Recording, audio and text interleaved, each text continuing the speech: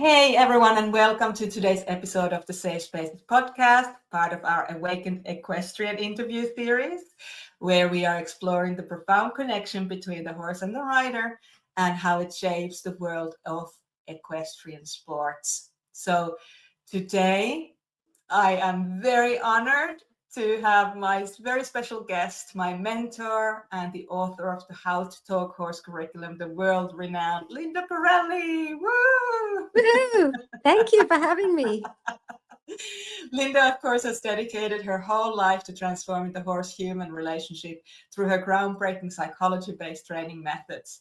And she is a true pioneer in the equestrian world, bringing unparalleled insight into how understanding horse psychology can lead to safer, happier, and more fulfilling experiences for both horses and the people who love them.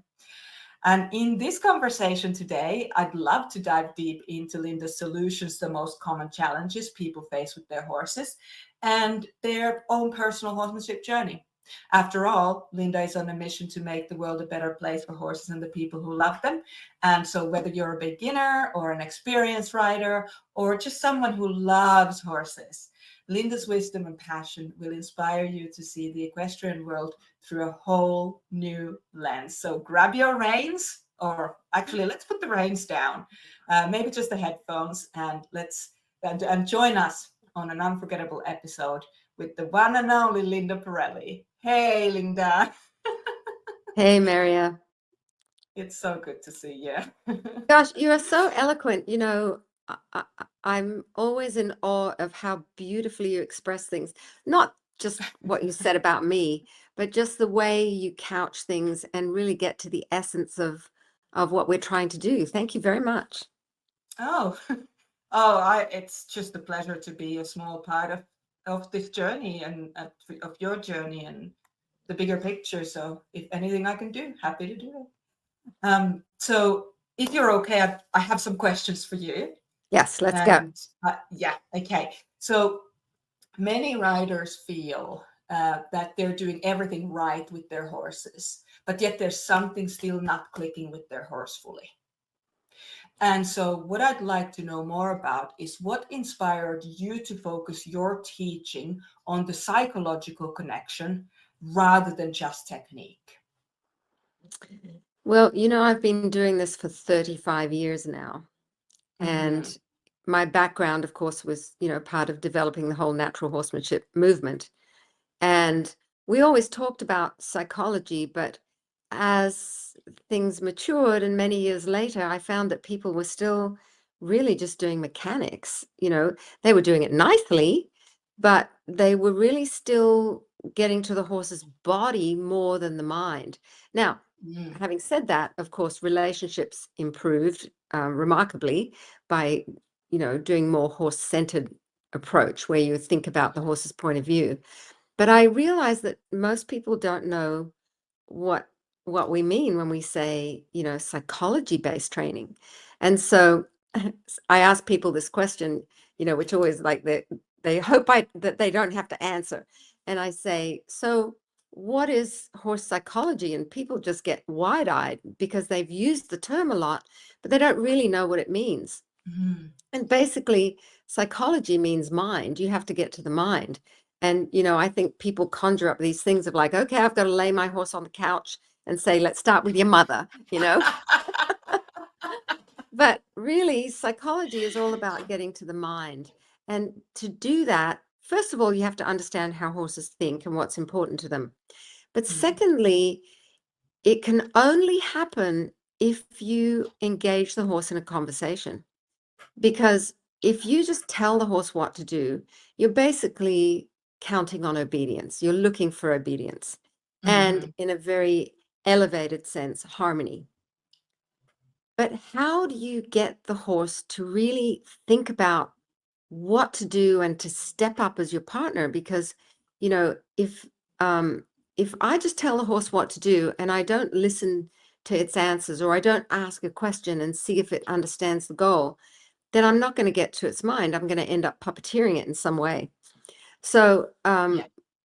I really help people to establish little goals. Like, does the horse know what you want it to do?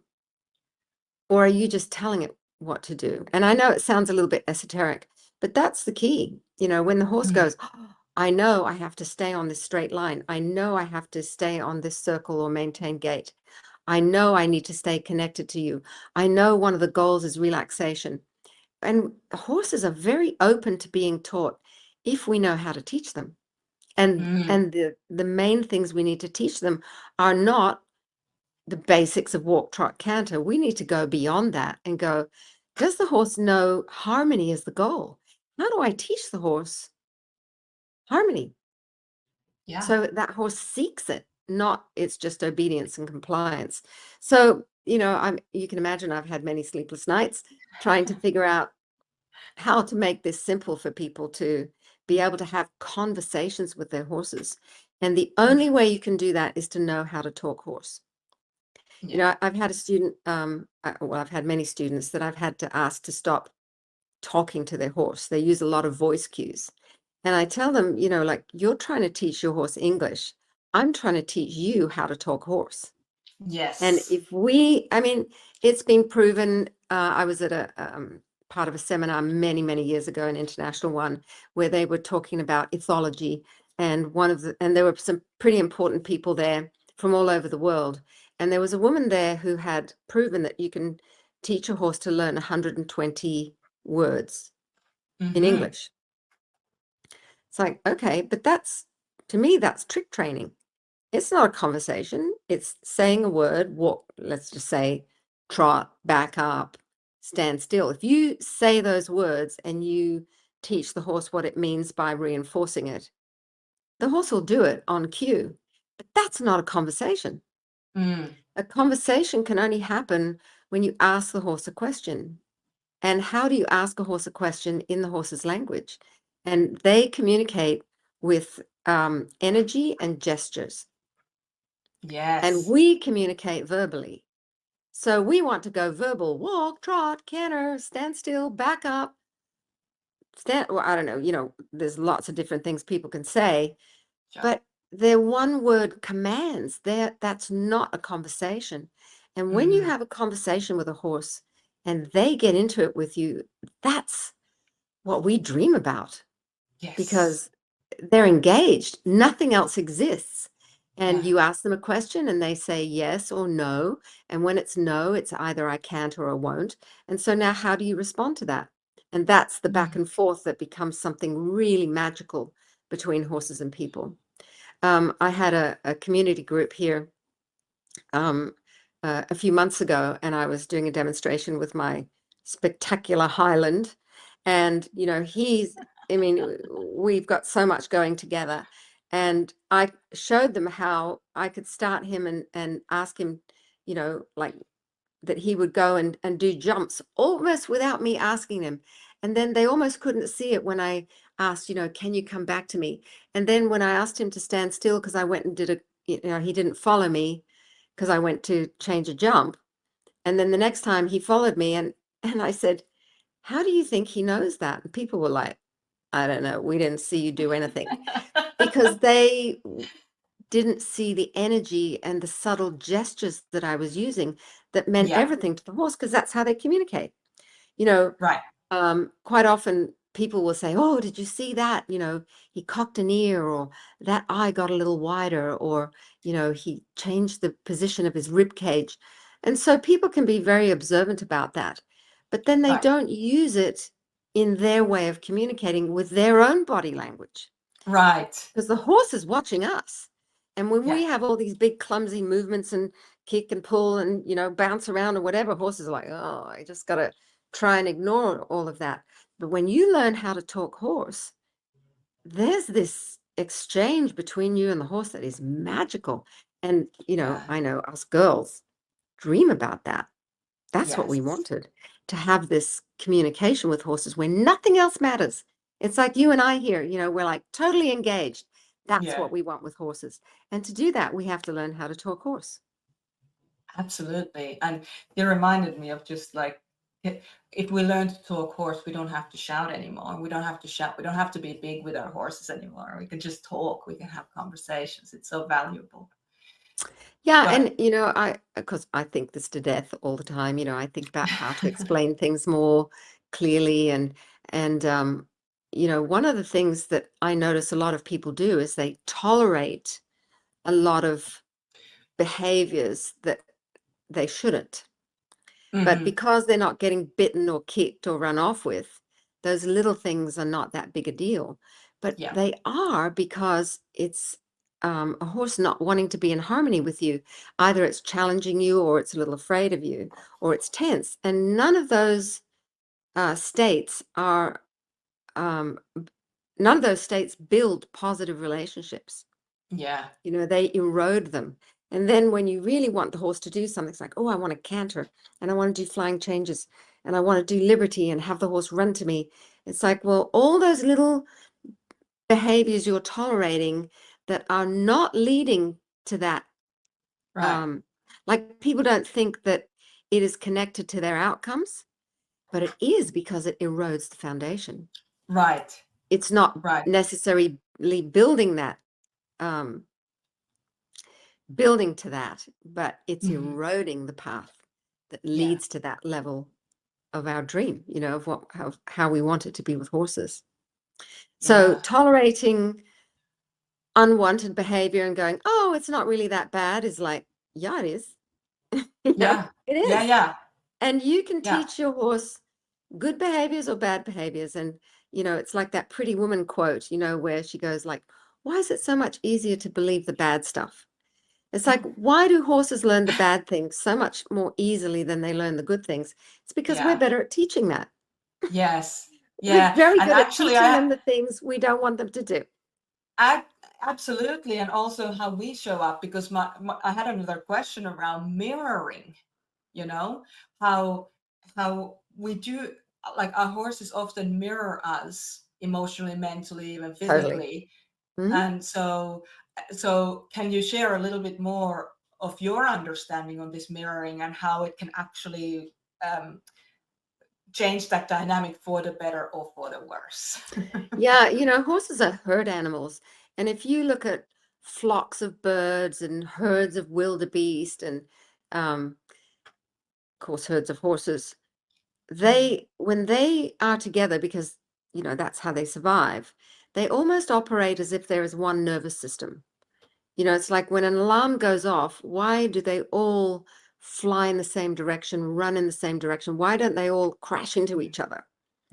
There's a thing that they operate in this amazing demonstration of unity. And when you get horses, uh, actually, let me go back to that. The way that they can do that is because they read energy so acutely and they adapt to it very quickly, positively or negatively. Right. And humans are largely unaware of the energy that we have. We're distracted, we have a bombastic personality or a shy personality, and that affects our horse because the horse Yeah. looks at us and goes, can I connect to that? Do I want to connect to that? Do I feel safe with that? Do I Right. understand it? Do I feel threatened? Or do I feel like I can take her?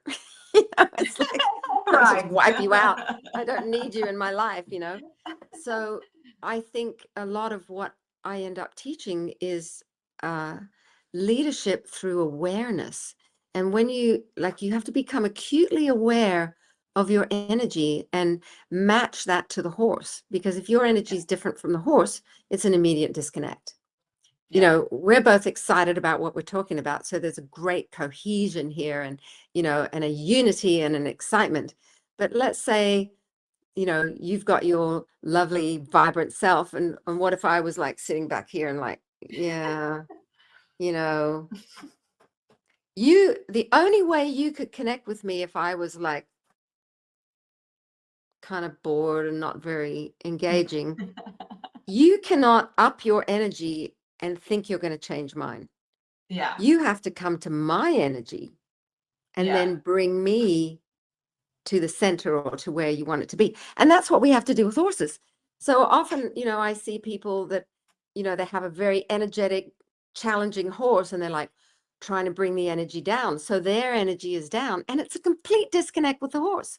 Or it's a very, like I just demonstrated, Yeah. don't want to be engaged. I don't want to be in this place with you kind of energy. And if we up our energy, it's an immediate disconnect. We Yeah. have to learn how to read horses' energy and match that. And that's how we create connection. And my whole system starts with connection. How can you have Right. a conversation if you're not connected? You can't. No. Now, you can order horses around, you can make them do things, but you're going to miss that special part of the relationship where horses only want to be with you and they want to Mhm. try harder and give you more and really be, part of the goals that you want to achieve. It's amazing. But connection's the thing that people really have a lot of trouble with, and that's the piece that is the most important to teach. Why it's the basis of your How to Talk Horse curriculum Yeah, and the that's first the module cornerstone. is nothing without it. All this other stuff is just tricks and conditioning, Yeah. I feel, if you don't have that connection. No. And most people are working on levels of obedience, Yes. you know? And I don't think about obedience, I think about agreement. I don't want to Yes. make the horse do it. I want the horse to choose to do it because he goes, "You know what? I like you and I want to play with you and I want to do this with you." Not fine, you got an hour.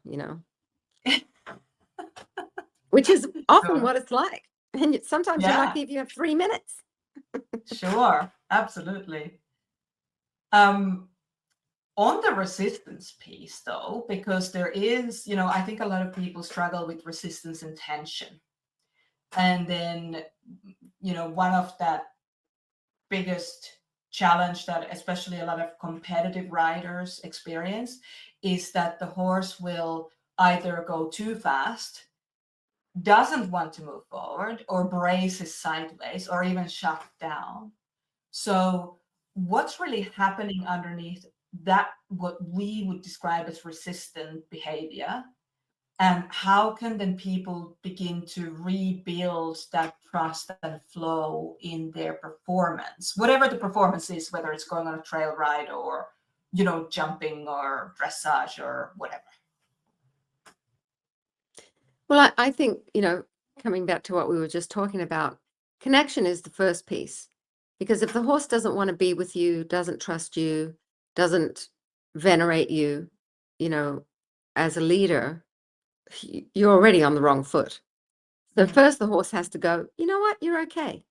And you're talking my language and I can relate to you or you relate to me because of that energy matching thing that I talked about." Yeah. That's number one. If you don't have that, you've already got a reluctant, resistant, tense horse on the end of the line or under your seat. So Yeah. connection is number one.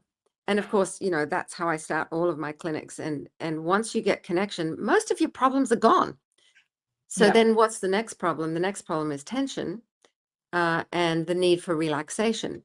And there are so many things that bring up tension in horses, like Mm. restricting them, being too strong, um, being too quick, not waiting for them to understand what you've asked. And there's lots of ways to create tension that we don't even realize. Like we're good Yeah. natured, good hearted, but the horse is tense. And one of my favorite lines is, the horse was fine till we showed up. So Yeah. what role are we playing in this tension that's arrived, risen in my horse? And of Right. course, some horses are more naturally tense, but you can take a not tense horse and make him tense Yeah. because he gets confused or worried or afraid or argumentative, right? What, Yeah. doesn't just feels, I don't like to use the word offended, but it's a word that humans understand. Yes. So um, one of my good friends is Christoph Hess, and he's kind of name dropping a little bit here. He's very high up in the German Federation, and he and I have worked together and in fact produced videos together. But he said something to me. He said, we are really good at managing tension, but we don't know how to fix it. Right. So that's what I do, is like, we have to fix the tension. We have to get a horse to where it's relaxed and not defensive and resistant, or you're Yeah. not going to get anything done. As soon as that blood pressure's up, as soon as the heart rate is up, horses can't think. I think Yeah. in people, there were studies done that if the heart rate goes over 100, people have trouble thinking and learning, let alone performing. And Sure. the only way that you can perform with an elevated heart rate is to train for that. And that's what Yes. snipers do, you know, or Yes. those Olympic sports where they, you know, cross country ski and with a rifle on their back, and then they have to stop and you know, shoot a target. They have to be able to manage that Mm. um, process in themselves. Well, we don't train for that. You know, if our No. heart rate gets up, if we get nervous, if we get tense, we can't learn.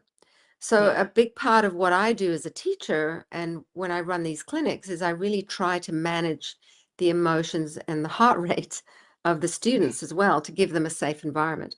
So the same thing is true for horses. If their heart rate is, say, 10 or 20 beats per minute above what it should be at the Yeah. walk, trot, or canter, let alone any other movements, they can't think, they can't learn, Yeah. and their performance is diminished.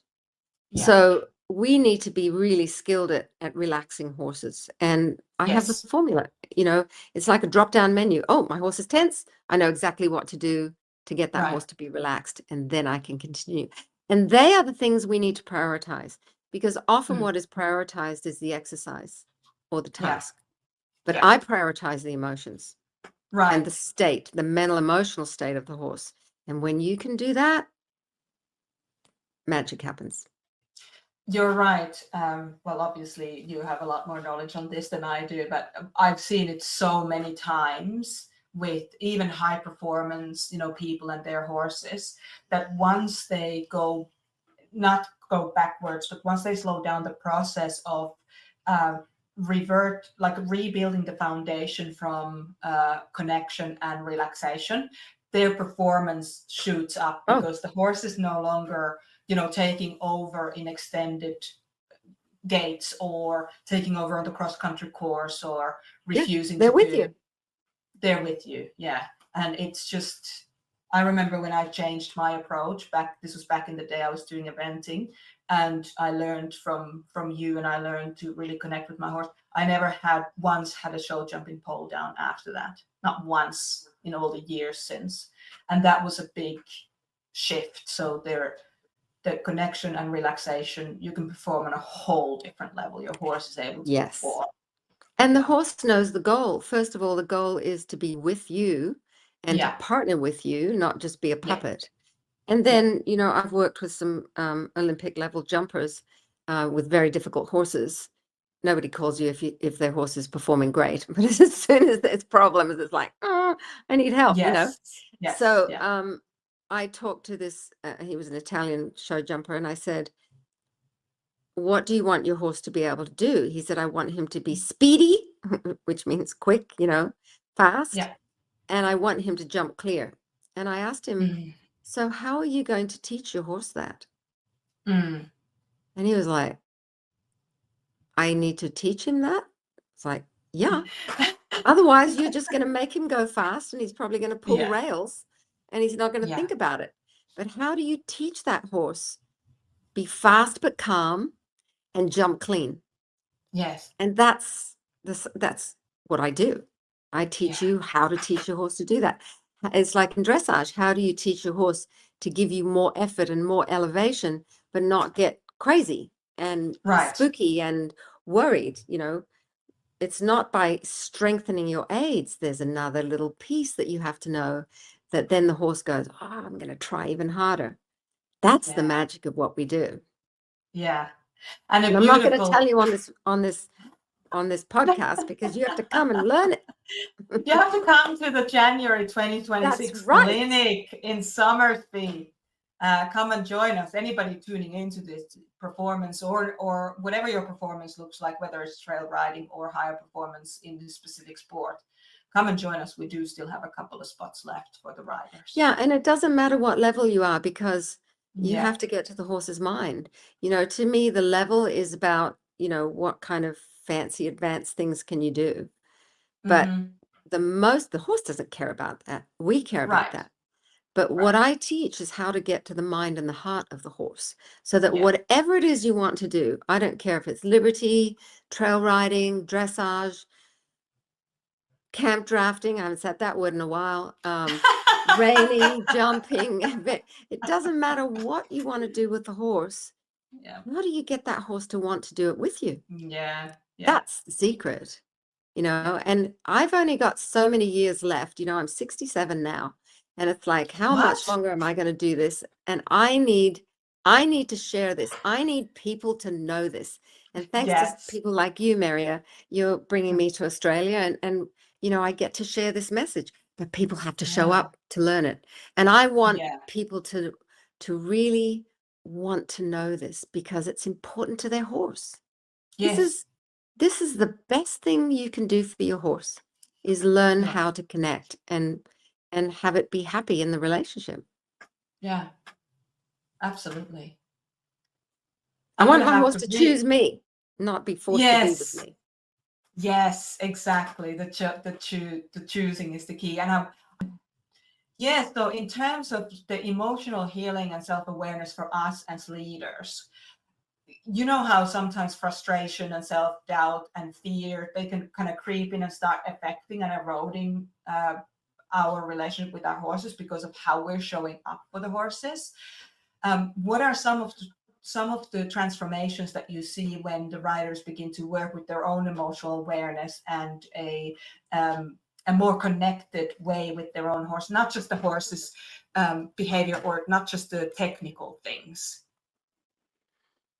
Well, first of all, it's magical because the transformations are Yeah. immediate. It, when a horse wants to connect with you, everything else becomes easy. And so learning how to do that is key.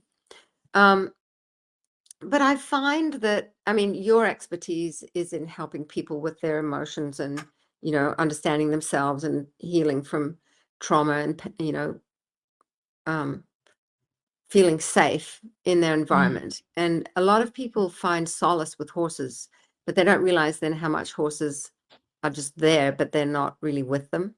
They're just kind of Yes. like, well, if you don't ask me anything, that's fine. So good. You can cry into my mane, but now you want me Yeah. to do a flying change. What? Yeah. We don't really have a conversation yet. But I find that when I'm teaching people, it's more about self-awareness, in terms of Yeah. how do I understand the energy that I'm projecting, and the precision or lack thereof of how I'm using my gestures. Because, Right. I see people use, a stick and string, or a lunge whip or something, and they strike the ground. It's like, what's that supposed to mean to the horse? Right. That's not communication. It's like, you hit the ground, now you're going to startle the horse and he's going to run. But that's not communication. How do you use energy and gestures in just the right places with just the right touch, which is how you talk horse. Right. And then something I also often hear is people go, I have to get my energy up. And I'm like, no, you don't. You have to get your horse's energy up. Yes. How do you do that? Because you get your energy up and the horse just looks at you and goes, and I don't know what that means. Right. So there's a lot about self-awareness and leadership and clarity of what it is you want to achieve. And I Mm. find that, if you can paint the picture and you can see it, then it's a picture, a plan, and a feeling. So have the Mm. picture first, and then you can make a plan of how to achieve that. And then the feeling is like, you could be executing the plan and the horse is resistant, bracy, um, non-responsive. That feeling is not good. So now how Right. do you improve the feeling, which is basically harmony? So a Yeah. picture, a plan, and a feeling, I find works very powerfully for people to then convey the goals to their horse. And once the horse Mm. knows the goal, it can be an active participant. If it doesn't know the goal, it's like, well, I don't know what we're doing. And now you're going to have emotional issues. You're going to have resistance. You're going to have fear, confusion. And that's why I have a job, Yeah. because most horses are confused. And so if I can help people be really clear Gosh, so much changes, Yeah, yeah. Something I've noticed as well with from my perspective, the trauma and the emotional regulation perspective for human beings is that if you do horsemanship, if you learn how to talk horse, you become a really good co-regulator of not just your own emotions, but your horse's emotional landscape, because you're in a conversation rather than just going like, I don't care how you feel, go and do that thing now. Um, if you have Yeah. a beloved in your life, you don't just tell them to go get coffee if they're having a big emotional reaction right in front of you. So Exactly. it's, yeah, it keeps coming back to the conversations rather than telling. Yeah, I want to ask a question and listen to my horse's answer, not just tell him do it and go up my phases or increase the pressure. It's like Right. I asked you nicely something, and then I look at your response. And if you Mm. said no, I mean, yes, of course, is easy. But if the horse says no, is it because he can't or he won't? Yeah. And if he can't, it's because he's afraid or confused. And if he won't, it's because he's confused and you're not the boss of him. Yeah. Yes, exactly. He's trying to figure it out. Just he's saying to you essentially, leave me to figure this out right now. And as we know, they don't always have the best ideas, Yeah. for And I think it really honors the horse when you ask it a question and you listen to the answer and you respond to yeah. that. You Yeah. know, quite often, I mean, even with people in human interactions, um, everybody's just waiting for the other person to draw a breath so they can say something. They're not really Mm-hmm. listening, you know? We got to listen. 100%. And that's it exactly. And it's the thing of, even if you don't agree with the horse, if you've listened to the horse and then you ask for something different, it's so much less combative. It just Oh my becomes, gosh. yeah, more harmonious. Yeah, totally. And I've even like with trailer loading, which is something I've done a lot for many, many years with some very, very challenging horses. And I find that my approach now, since developing the How to Talk Horse curriculum, my approach is very different. I really manage state a lot more. Yes. And, when a horse goes, I can't or I won't, I go, interesting. Tell me about that. Instead of going, Yeah. I don't care. You got to get in. And I Yeah. use techniques instead of understanding. So Yeah. once the horse talks to me and I listen to it and then I ask it questions, everything changes. And Yeah. it can feel magical. But that's something I would say that in the last 5 years, since I've been able to really focus on developing my own program, that the psychology part has become very strong. And of course, Yes. how to talk horse and listen to your horse and have that conversation and understand where the horse is coming from. I mean, it's respect. To me, it's respecting the horse. And a lot of the Hmm. time people talk about, oh, the horse has to respect you. It's like, well, you better be respect worthy, Right. and why should he respect you if you don't listen to his opinion and don't see his perspective and don't understand where he's coming from? And then you just up the pressure. Why should your horse respect you? Yeah. Respect is esteem and reverence and um, admiration. I Yeah. want my horse to look at me like, I love that I'm with you, Yeah. instead of like, oh God, here we go again. It's Yeah. like, how long do I have to put this up with? So that Yeah. esteem to me is very much a part of respect. Yeah. And it is earned. You can't force them to, yeah. And Well, you this can, actually, but the results are not well, great. sorry, you can't force without losing the connection and the kind of, yeah, 100%. yeah, yeah, yeah. Which Yeah. actually brings me to the next point, which I wanted to cover, which is around this industry and teaching and teachers. Because the most influential, like if we're starting from scratch, any one of us on any hobby, the most influential person that we meet is our first teacher. And I find that a lot of the times we are, even if we're not aware of it, we are still trying to, even years and decades later, please that first teacher that we had. Wow. So yeah, really learning to be present with, as you evolve, that your teachers should also evolve, because they should be always ahead of you. So if you ever catch up with a teacher, it might be a time to, you know,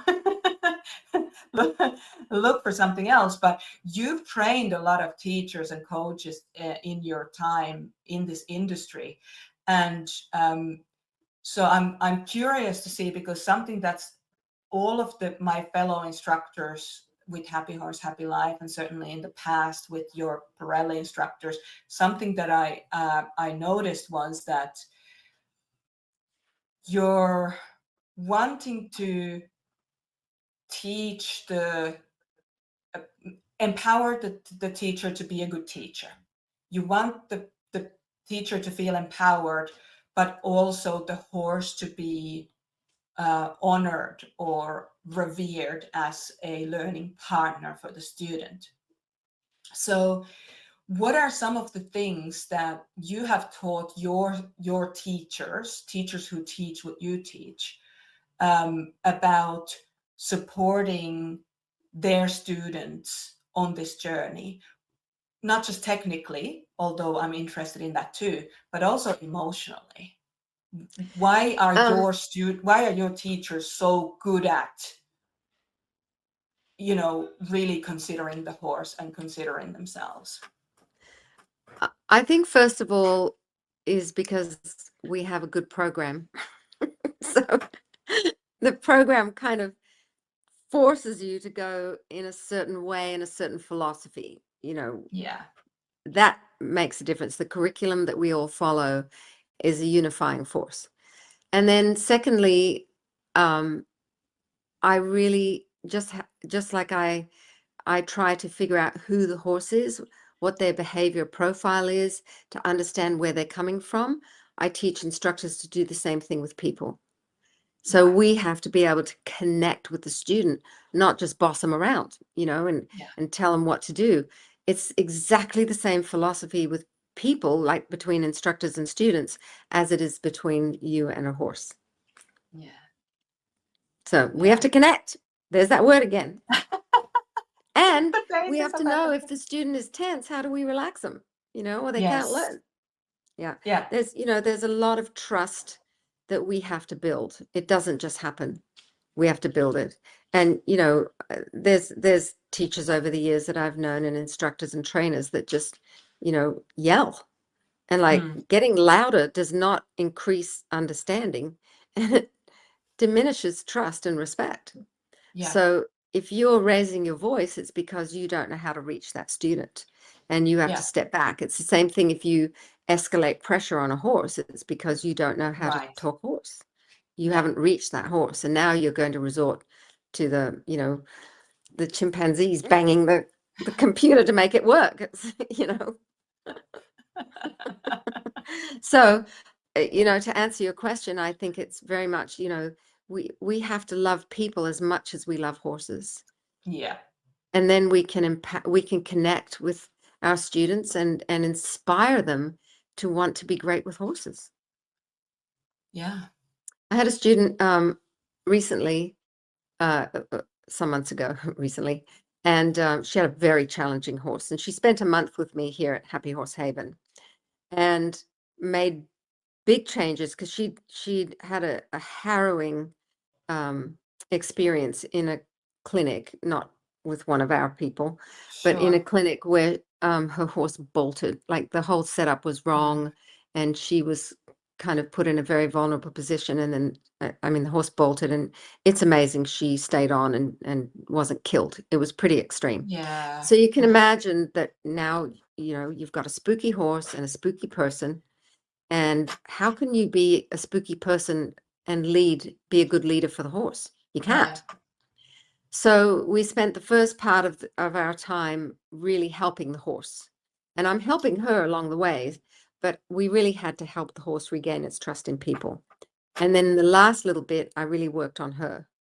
And I said, I can't work on you until I've got the horse there, because it's very Yeah. difficult to teach someone to teach their horse. Yeah. So if I can help teach the horse with them and then teach them, I hope this is making sense, then we have a way to go forward. Yeah. So at the end of the 4 weeks, she said to me, look, this was amazing, and, a lot changed, but she said, I still don't know if I'm going to keep him or sell him. Mm. And she said, and I don't know how to decide. And I said, well, first of all, I can't tell you that you should or shouldn't. Right. You Right. have to want this relationship because you're the one that has to make it work. Horse isn't Yes. going to make it work. He was fine till Yes. we showed up. So I said to her, there's only one reason you would keep this horse. And that's if your goal is to become really good with horses, Mm. because he's going to teach you that. And now Yeah. you will respect him for that, and you'll enjoy the lessons, and you will not be about should I, shouldn't I, and judging him or whatever. And I said, so Yeah. that's what you have to think about. If that's going to be your goal, this will be amazing. But Mhm. if you just go, I want him to be different and I want him to be better, it's not going to work.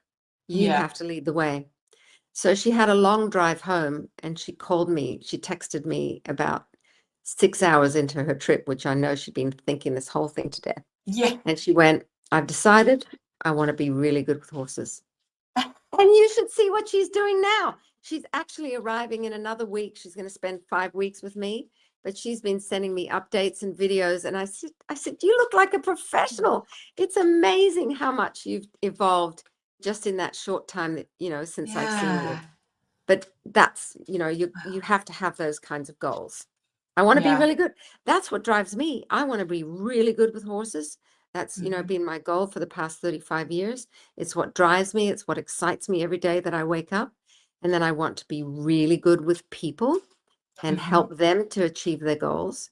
And then, I want to change the world and make a difference. So I wake up pumped every day. It's a big challenge, but I'm up for it.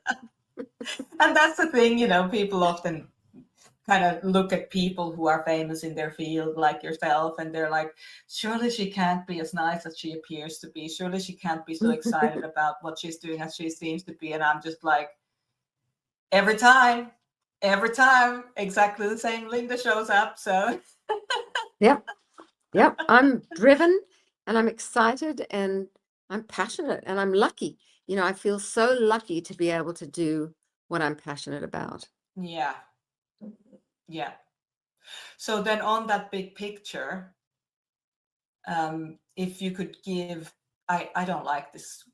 If I, if you could give one piece of, advice to anybody, but on a bigger picture, what is the most important thing that people need to, in your opinion, your experience, uh, do, be, or have with their horse in order to have a calmer, more connected uh, um, base for anything that they want to do with their horses, or if they want to change the world with you?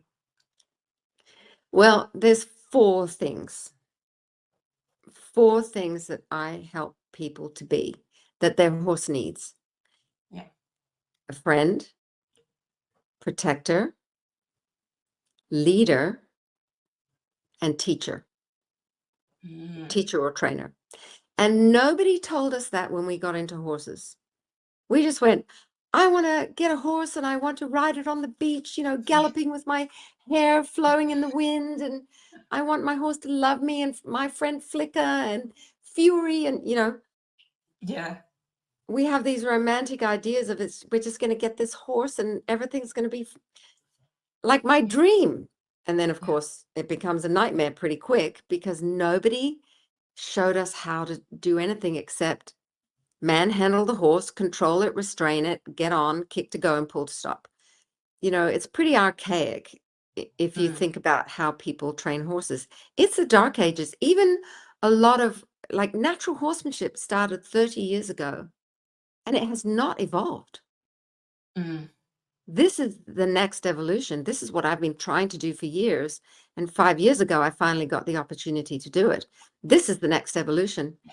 But if I can teach people that they need to be a friend, protector, leader, and teacher, oh my God, the world's your oyster.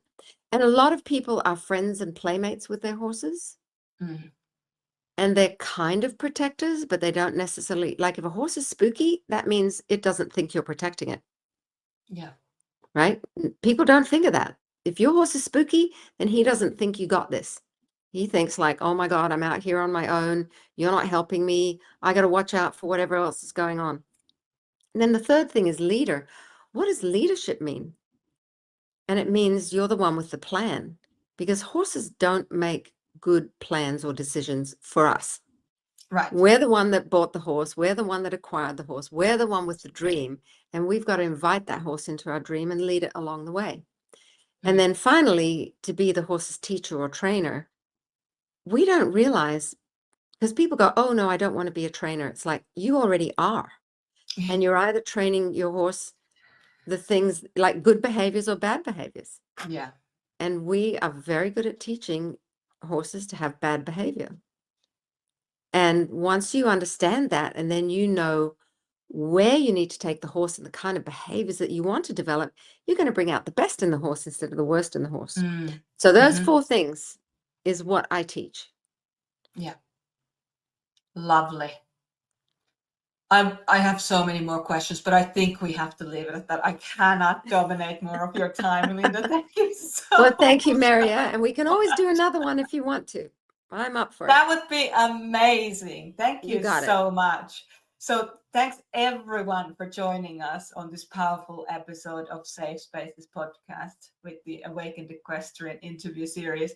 What a gift it is to learn from you, Linda, a woman who continues to transform the horse world by just reminding us that every struggle with our horse really is a reflection or yearning for connection and trust and understanding. And I feel like today's conversation was a really beautiful reminder that true progress doesn't come from forcefulness and coercion. It comes from when we learn to listen, and not just our horses, which is of course important, but ourselves as well. So everyone, if Amen. you And know, I was just sorry, going go to on. say, and I really want to encourage people to come to this clinic. First of Yes. all, I mean, I would love to come back. I have family in Australia, but that's not a given. Who knows Yeah. what's going to happen in a year? And so don't go, oh, I'll do it next year or whatever. Seize Yeah. the day, like do it now. Live your passion. Get good with horses. Come and learn this and it'll change your life, and Yeah. don't procrastinate, because you may never get this opportunity again. Yes, you can go online, you can do my my program virtually, you can study with my instructors like Maria, but there's a big injection and motivation and inspiration that you'll get when you come, and you'll see magic. And I want you to see that, Yeah. because then you'll believe just how much you can do with your horse. It's really hard to believe unless you see it for I yourself.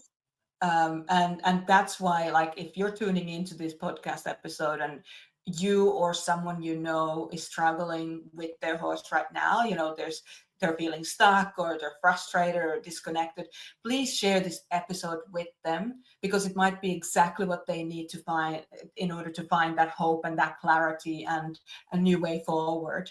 And as Linda said, come to join us in January 2026 at Yeah, just Somersby, New act as South if this Wales. is Just as come. if this is the last opportunity that you would have to do this, because you never know. You never know You what the know, future holds. We can all think positively, but if you love horses and you're passionate and you want to be the best you can be and be good with horses for your horse's sake, the way that I always start my clinics, as you know, Maria, is I make a list of problems and goals. And I ask people, like, what are all the problems you're dealing with your horse? And I can, without any reservation, tell people that by lunchtime, most of these problems will be solved by lunchtime. yeah, That yeah, never used to happen. And it doesn't yeah, happen anywhere except in this program. So come and see it, be part of it. yeah, Let's do yeah. good for Because horses and the people who love them. absolutely. And that is a great place to leave it. You can, of course, get me at desk@mariasumlov.com if you have any questions about Linda's upcoming clinic. Uh, don't hesitate to ask any questions that you might have. And I agree with you, Linda. I try to live every day. I had some rough experiences as a child, and later on in life. And I try to live every day that when my head hits the pillow, I can honestly say, I don't regret anything from today. No regrets. And tomorrow is not guaranteed. So if you get a chance to come, take your horse. I mean, what a chance to ride with you. I have had that chance a couple times, and it's changed my life. So Awesome. Thanks, Linda. Thank you so much. And I look forward to seeing you in January.